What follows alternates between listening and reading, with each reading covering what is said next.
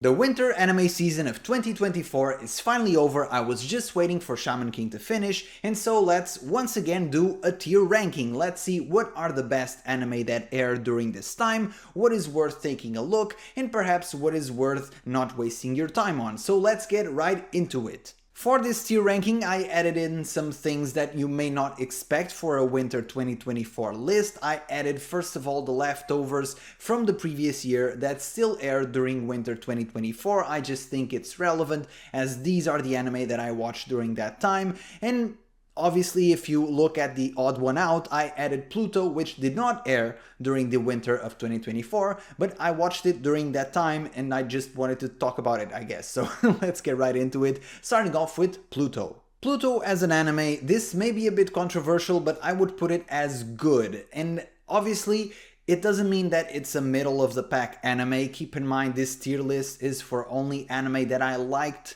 Obviously, if I went with anime that I hated or anime that I thought just weren't any good, then this would have a lot more tiers and so Pluto would look better by comparison. Obviously, since these are my top 5 rankings because I didn't really watch anything that I hated or didn't like at all, so keep in mind it seems middle of the pack, but it's better than it looks, if that makes sense.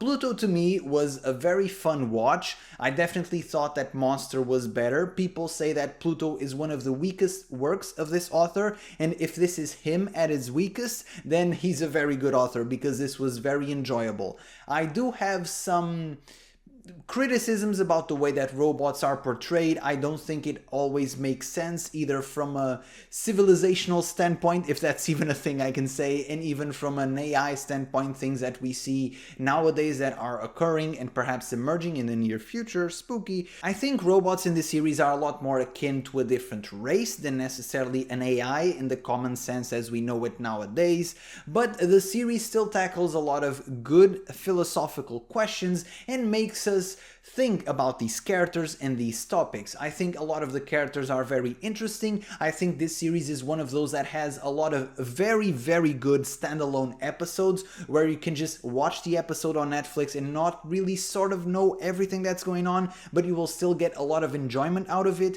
And I think that this series, if anything, falls a little bit into the shonen trap, which a lot of Japanese anime fall into, where Pluto is, to me, a character-driven series, and a lot of the drama is in the interaction between the characters and these philosophical questions that they tackle, but at the end it sort of delves into a more battle shonen type climax, which still has a lot of meaning imbued into it, but still the ending felt a little bit offbeat with what we've seen previously. This series definitely starts out very strong. In particular, I loved the piano robot episode, it was very good to me, and I think that this series sort of loses a bit of steam when certain characters have things happen to them, which I will not spoil, but still, even if to me the ending is a bit weaker than the beginning, this series as an overall package is still very good. If you're a fan of sci-fi, or if you're a fan of Monster, for example, which I think is also on Netflix, should be on your region,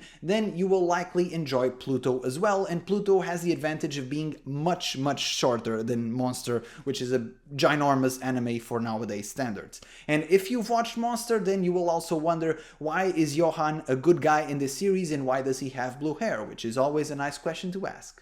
Up next is Dungeon Meshi. Dungeon Meshi to me is at the B tier, the good tier. Keep in mind, as of the time of this recording, it has just entered its second cour and things are spicing up, which I'm very hyped towards, but at this moment, it hasn't done enough yet to break into the A tier, the great tier. But I'm watching this with great interest, if that makes sense. Probably once this anime finishes airing, I'll probably make a video about it. I think that's a safe bet if I have time, which is always a struggle. Anyway, Dungeon Meshi combines this fantasy dungeon crawler element with the cooking show element, so think of a mix between Dungeons and Dragons and Shokugeki no Soma if you're into that type of thing. So it's a very weird mix, but strangely it works. There's a lot of care put into the world and the monsters and the ecology, the ecosystem of this dungeon and how everything works, and it's just a lot of fun to watch. The characters are very quirky, and to me the main point of enjoyment in this series, as you would expect from characters whose entire premise is cooking monsters for food, they're not exactly all there in the head, but they're very fun to watch, and at the end of the day, that's what matters. I'm keeping it at the good tier for now, as I don't think this anime excels at anything yet. In terms of fantasy, I think there are better anime out there, and in terms of cooking, if that is even a genre people care about, then I think maybe you can also find some better stuff out there. But I think it's very fun to watch, and if the second cour is as hyped up as it pretends to be, then probably this will jump into A tier, we'll see. So Dungeon Meshi is a B and a very fun watch. If you have the time, go check it out. Up next is Shangri-La Frontier. Once again, this goes into good. If you've seen my previous tier ranking, you'll know this is no surprise, but I will say the second cour was much better. What really Shangri-La Frontier does is it has this video game story, and the characters aren't necessarily super awe-inspiring or super complex, but it really is an anime for fans of video games. It just gets it. And if you play video games, especially MMORPGs, then there are a lot of things in this anime that will get you giggling. The second cour in particular had some peak moments in terms of animation and just pure hype from storytelling, and let me tell you, although the overall package is perhaps not the best, I think from the peaks alone, if you're a fan of video games and RPGs, I think this anime is worth the watch. And I like the way this anime manages filler, because as I said in my Undead Unluck video, filler can be very annoying and it can sometimes really detract from a great anime, and the way Shangri-La does it is it makes filler almost skippable, which is a blessing, and it really helps tighten up the pacing of the anime. So I really like the way they produced it. The animation is much better for this than I ever expected, and it's definitely worth a watch if you're into video games and those types of things. Up next, the Apothecary Diaries, and if you saw my previous tier ranking, it's no surprise that this is great. It's an A tier, and I really have to praise the Apothecary Diaries because it's really not my wheelhouse in terms of anime. I don't care for court politics anime, I don't care for romance anime, and the whole ancient China. I like Kingdom, but I like it more because of the warring aspect than necessarily the overall theme of things, and I didn't even know there was a medical theme on my anime list, which I guess is a thing people go for.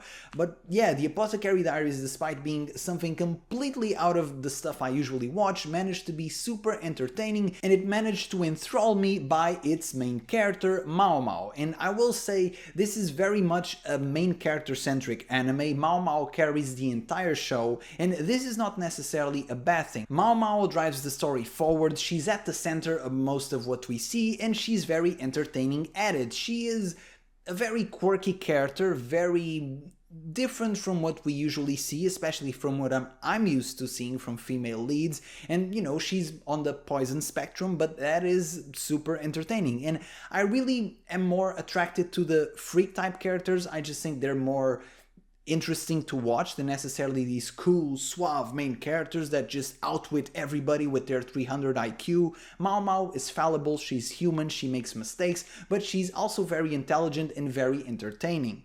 I said this before and I'll say it again, even though Frieren is, to me, the overall better anime, spoilers for the tier ranking, I guess, but Mao Mao is, to me, the better main character. So if you're even slightly into ancient China, mystery, and romance, be sure to check out the Apothecary Diaries, and you will likely be surprised by it. Up next, Exorcist Season 3, I just have to put this at meh. And I changed the tier names from the last time. This isn't a stinker, I don't think it's bad. Like, for example, I thought Shield Hero was hilariously bad. I don't think that Exorcist is necessarily bad, I just think that it's boring and it doesn't do much to progress its story in a way that's compelling to get viewers to keep watching, if that makes sense. If you want to see my in-depth thoughts about this, just go check out the video I made for Season 3, but summarizing things, I thought this season had a lot of very weird decisions. I thought the animation was subpar, much worse than it previously was, even the character designs were a bit off, and the story is just weird and it makes a lot of puzzling decisions that to me don't really make much sense.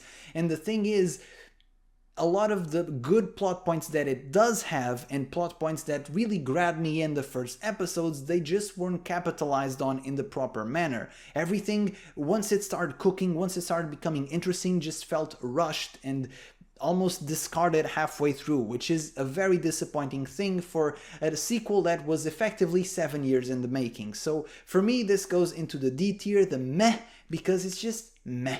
Up next, Spy Family Season 2. This just goes into great for me, and I can't really articulate why in a way that makes a lot of rational sense. I just think that the cute interactions really win me over. Maybe it's my soft side and my cold dark heart that somehow gets warmed up by a tiny flicker when I watch Spy Family. But really, it's great at what it does. What it does may not be for everybody. Some people may not really care for comedy and all of these cutesy interactions, but if you're even slightly into that type of stuff, I think it does an incredibly good job. To me, a problem that comedy anime have is that their comedy style is very gag and parody centered, usually speaking, and this can be quite repetitive, but for some reason to me Spy Family just doesn't get old, and its jokes and the way that their characters really play off of each other is very fun, and I think the interactions and the just general hijinks that this series is up to is always very entertaining to me. Also, its production value, it has to be said, is very good for an anime like this.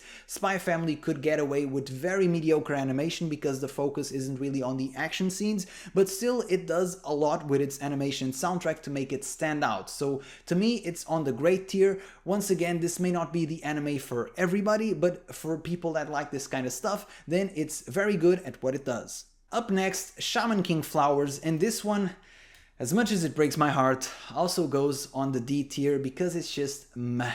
And I'll probably make a video about this one in particular at some point, but summarizing, it's very repetitive and very derivative from what the first series did. It's just less interesting, and sadly it started becoming more interesting. It started spicing up right at the end of the season, but I think it's just too late by then, and this series fails as both a sequel because I think it's too derivative, too very much repeating the same plot lines, and it also fails as a standalone series because if I try to put myself in the state of mind of someone who has never watched Shaman King and just stumbles upon this, I think it doesn't explain the world or mechanisms or the characters properly. It's just very confusing. It assumes that you've watched the previous series, but if you've watched the previous series, then you have no reason to watch this because it's just a worse version of the previous series. So it fails as both a sequel and a standalone series. Once again, if you watch Shaman King 2021, the production value is very similar. The animation is mediocre, bland, and boring.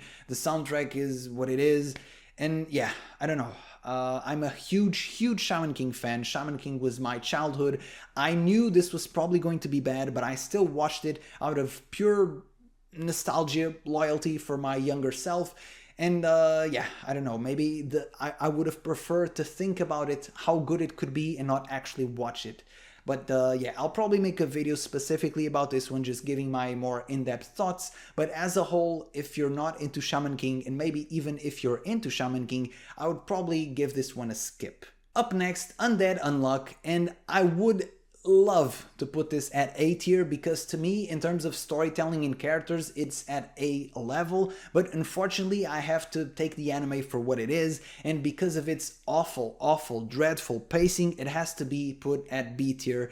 It just goes one tier below because really, I've spoken about filler when talking about Shangri-La, and the way this anime does filler, or should I say episode padding to fill up for time, is with these awful flashbacks, and it ruins the entire thing, to be quite honest with you. Still, if you're a fan of crazy, wacky battle shonens that have all of these crazy powers and all of these eccentric main characters and the way they interact with each other and the way the fights are so absurdly over the top, then I think you'll enjoy this. If you're a fan of JoJo, for example, I think you'll enjoy this. Up next, Mashle, Muscles and Magic Season 2, and this to me is at good tier because it is a good watch. If you think about Harry Potter combined with One Punch Man, then you'll probably get Mashle, and it is very entertaining at what it does. It is a comedy anime mostly focused on gag and parody, and it is very fun, what can I say?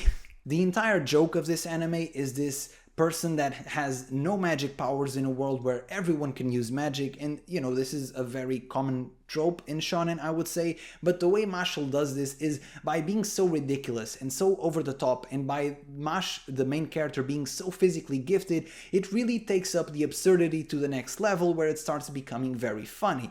As an example, there is at some point, without spoiling anything, one big bad character in the season that has a magic wand, and I'm just thinking, okay, so Mash is just going to go there, grab his wand and break it, because that's how a logical fight between these two types of characters would break out. But instead, what Mash does is he uses his own wand, which is just a bunch of steel, and he reorganizes it into a tennis racket and then just bounces off his magic spells until the wand breaks, because of course he does. And it's this level of absurdity, this level of ridiculousness that really makes this anime fun to watch. I think that comedy anime, once again, can be quite repetitive, but Mashle does a great job at staying fresh and staying ridiculous and being entertaining. Up next, Ishura, and I will put Ishura at a decent with an asterisk, and let me explain. Ishura, first of all, was hidden in the bowels of mediocrity in both the Reddit threads and the anime list ranking.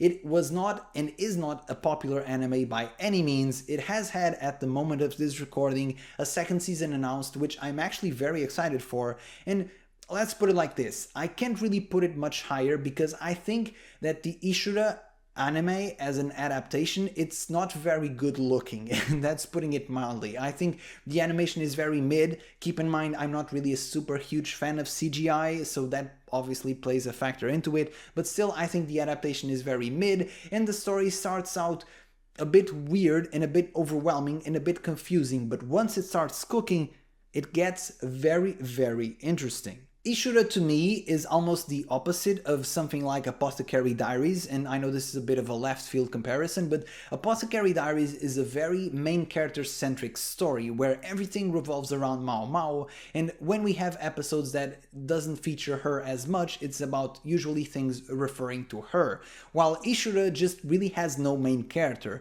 The first few episodes you'll just be getting introduced to a bunch of new characters with different backstories and different motivations, and the world building is by itself very compelling. Like I said in my more in-depth video, think of Fate characters with their over-the-top powers and personalities if they were put into a battle royale with a little bit of political intrigue, and you get Ishura. And Ishura truly, to me, starts cooking at the end, perhaps halfway through the season. I think it gets a while to get there, but really once it gets there, it starts becoming very interesting. Keep in mind, this is very much a hyper niche anime. I don't think this will ever be mainstream or super popular, because it's a conjunction of a bunch of niches like battle royale, over-the-top characters, political intrigue, fantasy, isekai. It's a bunch of things bundled up together. It may not appeal to everyone. It can be very confusing to follow all of the political factions and all of the characters and the names, but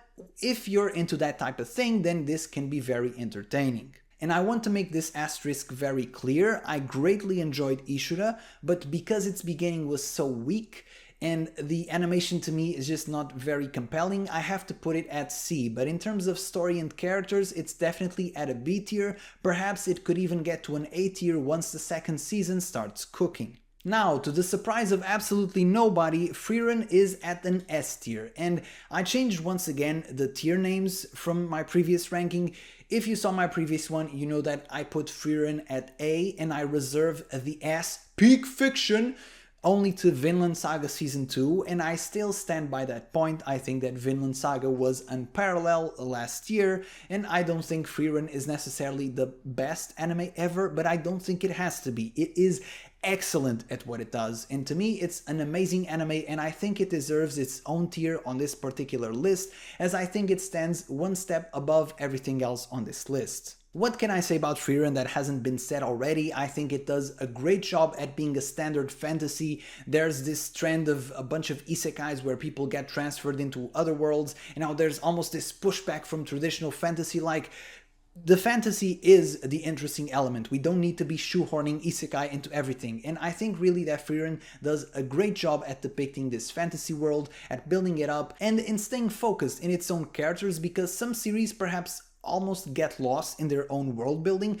Perhaps Ishura is an example of that, but Frieren really manages to focus on what matters, and those are the main characters, the main crew, their interactions, the way they interact with Frieren, the parallels between the old crew and the new crew, the way that Frieren perceives time. Time has little value to her because she's an elf, so she has a much longer lifespan than most humans, but the way that she grows to almost have a human appreciation for the little moments is really what sells this series. And I also really enjoy the supporting characters such as Fern and Stark. I really think their interactions as a whole really help make this series, and I love watching also the way that they grow, because Frieren is a very interesting character in the sense that she's almost childlike in the way that she's so naive and the way that she's still learning so much about the world, but she's a mentor character at the same time. So there's this very interesting dynamic, and truly, if you're a fan of fantasy, just by that alone, you should give Frieren a try. So I don't think that I'm convincing anyone that by this point hasn't watched Frieren yet,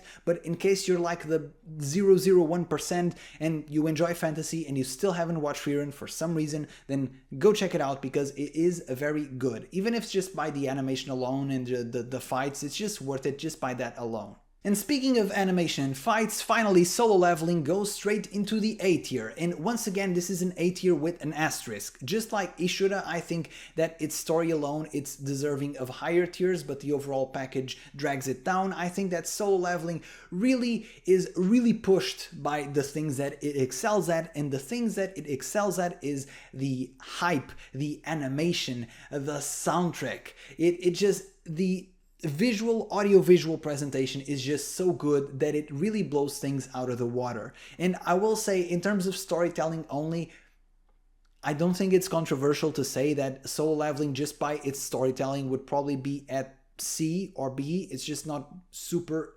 interesting in terms of story alone, but really the action, the hype, the fights, the flex moments, that is what makes Solo Leveling what it is. So if you're looking for something incredibly complex that will leave you asking questions about life and contemplating your own life decisions, then maybe Solo Leveling isn't the thing for you to watch. But if you just want an adrenaline boost, if you just want something flashy to look at and some cool fights, then Solo Leveling really, it excels at that like a very few anime do. So finally, we're going to do a bit of a reshuffling and some final considerations. I think that Frieren is the best out of this bunch. I think in terms of overall package, it just tops everything. I think that Apothecary Diaries has the better main character. I think that Spy Family has the better comedy and perhaps even wholesome interactions, which may be controversial, as Fern and Stark can also be pretty wholesome.